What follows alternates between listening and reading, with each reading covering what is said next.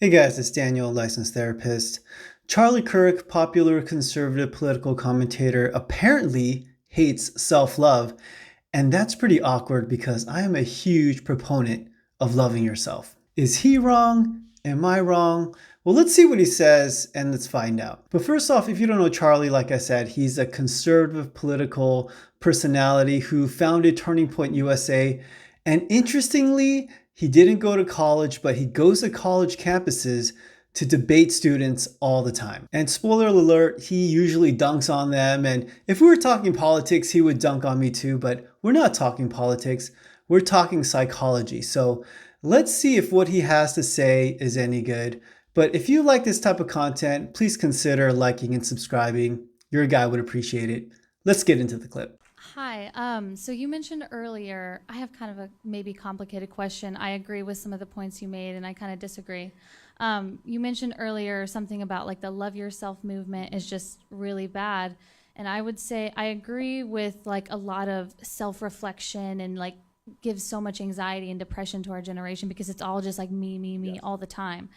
But at the same time, like, do you feel like there's a balance between loving yourself? Because I know that's helped me and that's helped many people be more comfortable with themselves and not have anxiety and have more, comfortability with the people around them and themselves. Like, do you feel like there's like, you have to be extreme one way or another, or like there's, I'm glad it helped you. That's awesome. But I don't think we should teach it to our children, right? So I'll give you an example.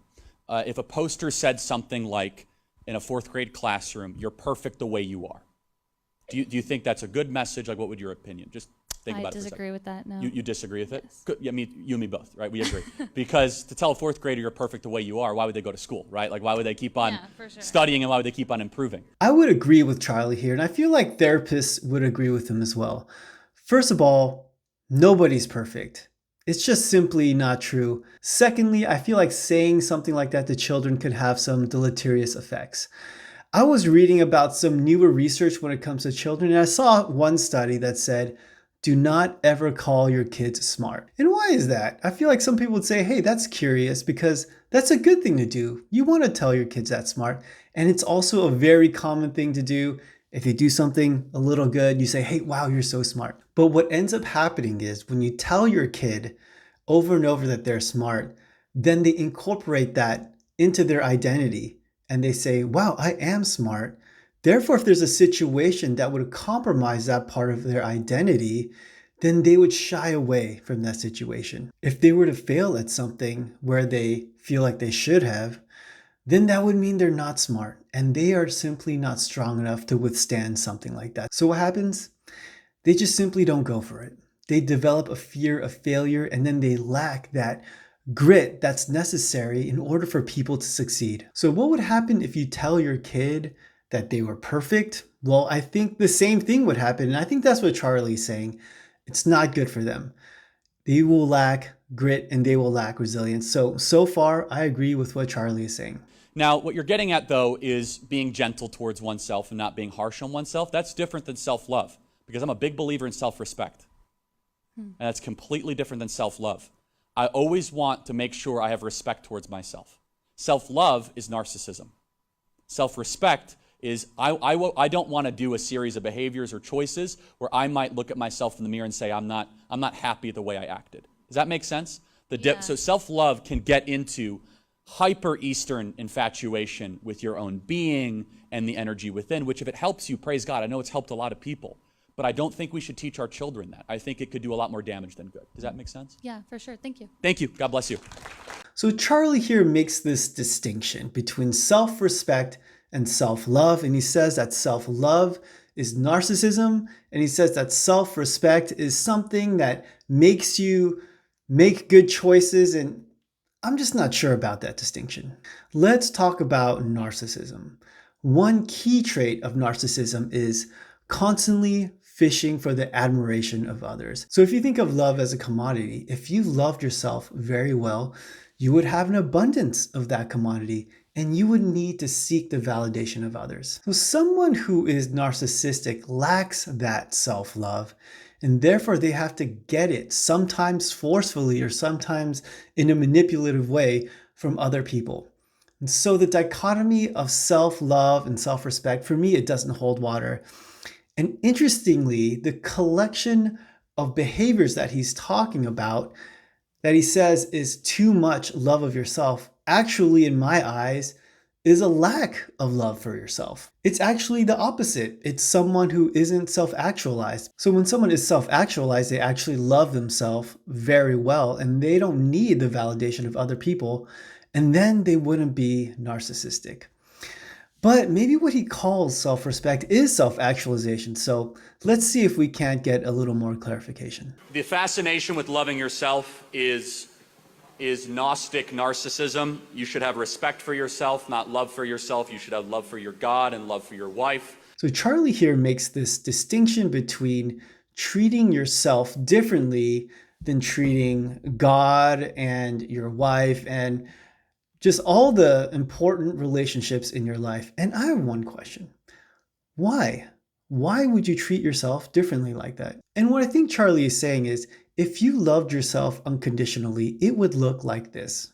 We've all discussed with her our feelings on the matter, but in the end, she's my family, she's my sister, and I love her. If what she does makes her happy, then I'm happy. As long as she does it safely, I'm happy. How do you do it safely? She's healthier than I am. No, she's not. Actually, no, she's she not. is. Unless you're in stage 4 cancer, she is not healthier I've had a than you are. history of heart problems. She's healthier than I am. Oh my God, I can't believe what you just said. Everything I just said to you, forget it. She now told me you have a family history of heart disease. So everything I just told you, it's worse. And you know, in fact, she eats healthier than I do. No, she doesn't. I take her grocery shopping and the cart is loaded full of fruits and vegetables. I don't even eat that much. You have brainwashed these people. We did a pre-interview with her, okay? Okay. She told us what she had to eat the day that we did the pre-interview with her. She's healthier than you? Then you need to stay here when she leaves, because we're going to put you in the insane asylum. I think Charlie thinks that if we love ourselves too much, this is how we would treat ourselves. But I actually disagree. And let me take this opportunity to define what I feel like love is. I feel like love is treating somebody well from a position of health and strength. And hey, that's just a definition I came up with late at night thinking about this video, but let's just assume that this is true. If that is true, then what this lady is doing is not love. She wouldn't be colluding with this delusion that her sister is healthy and eats more healthy than her. She comes from a position of weakness. She's not able to confront her sister or give her the hard truth. And that is not what love is. So if you actually use that definition and you loved yourself and you came from a position of strength and of health, then you would naturally want to get better and be better, and you would be honest with yourself, and you would have the strength to face those difficult facts. And this goes against what I feel like Charlie is saying, but I don't think you would settle. And I do feel like you would try your best and change for the better. Let's keep going. This idea, I read these self-help, phrases sometimes where they say, my imperfections make me perfect. Like, that's the silliest. I mean, so if you actually go through Pinterest and you read some of this stuff, instead it should be, I'm not all who I could possibly be. Maybe it should be a challenge to oneself, not a nonstop romantic love campaign with yourself. In fact, I think it creates more misery and more depression the more people think that they're in a romantic relationship with themselves.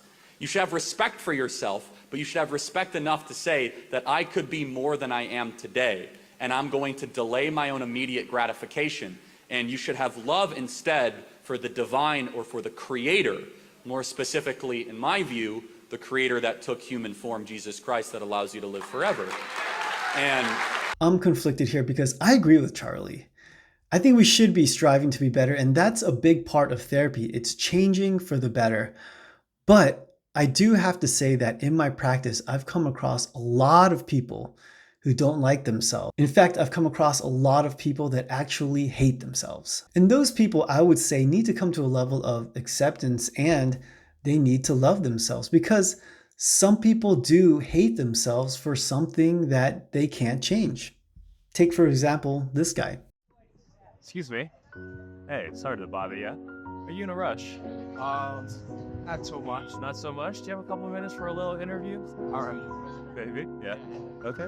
What's it like to be you? Not fun. Because I grew up bullied my entire life, and it makes me aware of my when people are staring at me. What's it like to be stared at? It triggers something in me. Wary of someone who might have bad intent towards you, maybe? That's exactly how it is. Yeah. Is it annoying to have to deal with that? Yeah. Like, look around you. We're all different. We are all unique in our own way. What's so different about me?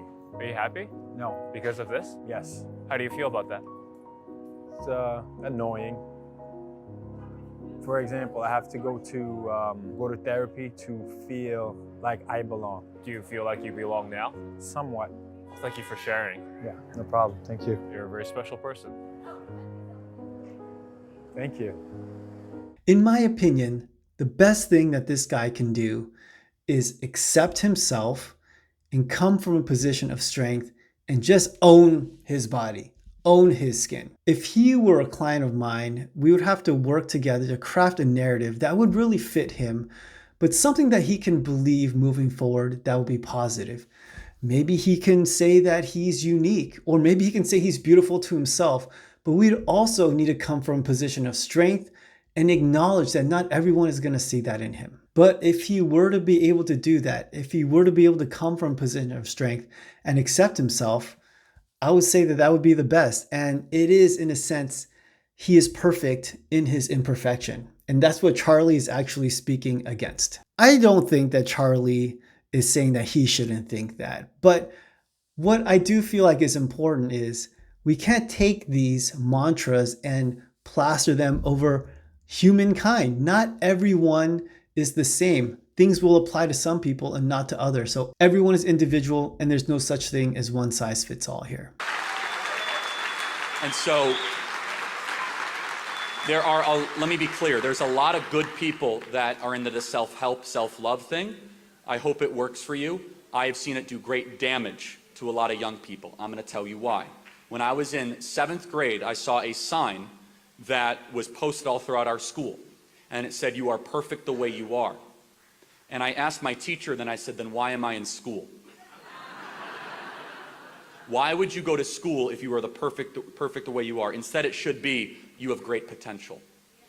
It's a much, much better message to tell a young person. Because as soon as you say you're perfect the way they are, they know they're not. They put more pressure on themselves. They're harder on themselves. Instead, it should be a pursuit and a journey towards development. That I am not there, but I'm going to keep on trying to either lose weight or improve my diet, stop lying, get better friends, find faith, and then maybe I can be a better version of myself. The West was built on that. The West was not built by a bunch of people on the Mayflower Compact saying I'm in deep love with myself. The Declaration of Independence was not signed by 56 people that were into self-love. It was signed by people who loved the Lord, loved their family, and loved their country. I encourage you to do the same. God bless you guys. Thank you for having me here tonight. Thank you. Man, I feel like Charlie nailed it. He's talking about what we were talking about earlier about the identity of perfection and what that does to people. So I'm in total agreement with him here. And that is the danger of unconditionally accepting yourself. But I do feel like Charlie conflates acceptance with love.